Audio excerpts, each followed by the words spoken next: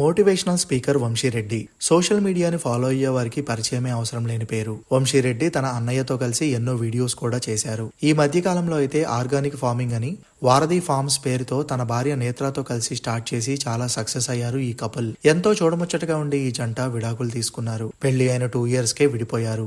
Love, marriage, relationships గురించి ఎంతగానో చెప్పే వంశీరెడ్డి లైఫ్ లో ఇలాంటి సిచ్యువేషన్ వస్తుందని ఎవరూ ఎక్స్పెక్ట్ చేయరు. January 5th రోజున 2 years కలిసి ఉన్న మేము మా వేస్ ని వేరు చేసుకోవాలని నిర్ణయించుకున్నాం. ఈ డెసిషన్ మ్యూచువల్ గా తీసుకున్నది అంటూ సోషల్ మీడియాలో పోస్ట్ చేశారు వంశీ, నేత్ర.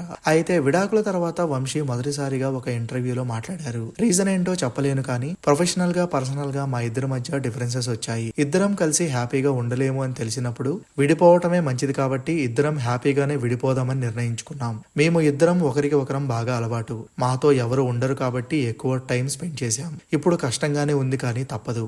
కాంప్రమైజ్ అవ్వటం, అడ్జస్ట్ అవటం ముఖ్యమే, కానీ సంతోషంగా లేకపోతే విడిపోవటమే బెటర్. మాకు దేవుడు ఇంతవరకే రాశాడేమో అని అనుకుంటున్నాను అంటూ ఎమోషనల్ అయ్యారు వంశీ. వంశీ చెప్పిన ఆ మాటలు ప్రస్తుతం సోషల్ మీడియాలో వైరల్ అవుతున్నాయి.